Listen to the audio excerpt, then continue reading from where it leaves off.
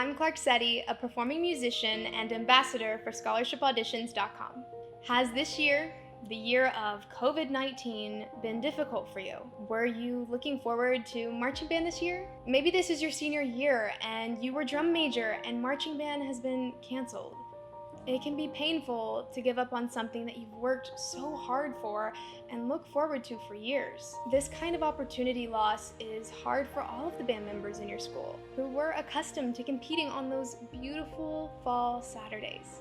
Or maybe you were in orchestra or show choir or chorus and have practiced and taken months of private lessons in anticipation of all-state auditions, and this year there will be no all-state auditions or performance events. Your show choir lost the opportunity to complete your competition schedule last year, and this year the entire competition schedule is either in limbo or has been canceled. Some of you aren't in class with your full ensemble, and some of you are at home living in the virtual world. Many of us are experiencing really strong feelings of grief and loss. So how do we deal with these feelings? Well, first, we must accept that these feelings are real and they are natural. There's no quick fix for grief, but there is time-honored wisdom that can help us move through it. Number one, we won't feel like this forever.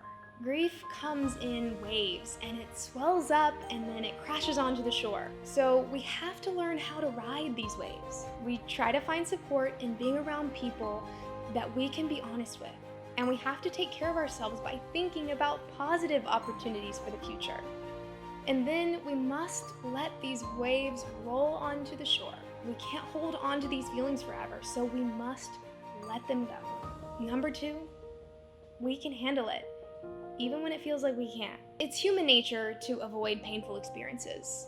When we lose something important, we may feel like we won't be able to cope with the pain of grief, but we actually discover our capacity to handle difficult times by moving through them.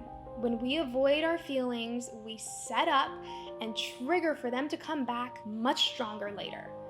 Making space to experience painful emotions allows us to practice our resilience and grow our internal resources.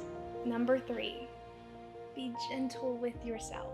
Grief is exhausting, so we must take care of our bodies during this intense stress. Carve out times for naps, eat more nutritious food, and don't forget to drink plenty of water. Number four, think in cycles, not lines. If you're like me and you reach a point when you're feeling good only to feel bad again, it's not a sign that you've relapsed or gotten worse.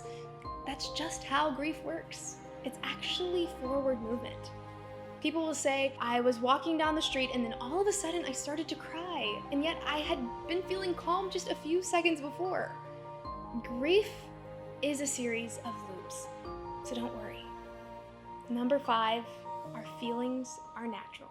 The pain of loss is difficult enough to tolerate, and when people tell me what I should and shouldn't do, it just makes it harder. I encourage you to fully feel whatever you feel. Anger, sadness, even relief. The emotions that accompany grief and loss are all totally valid. Everyone has their own story, and whatever you feel as you experience loss makes sense because it's what you feel. This attitude can bring self-acceptance and validation into your life. Number six, our grief can create greater meaning.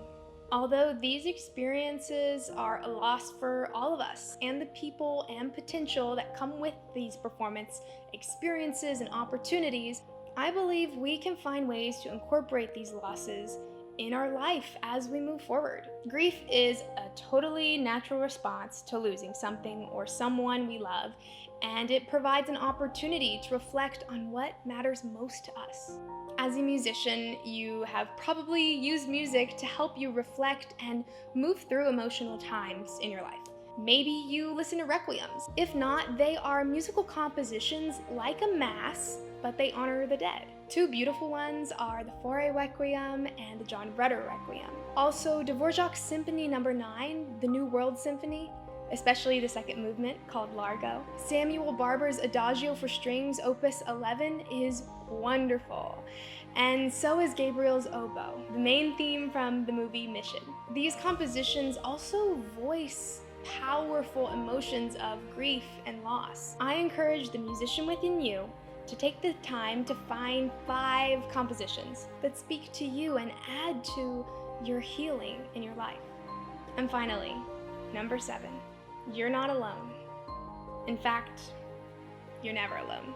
Reach out to your school counselor, friends in your school ensembles, and friends you've met at summer camps and maybe even all-state events. Especially reach out to your family and share the pain of loss that you're feeling and be open to their love and support. And remember, you won't feel like this forever.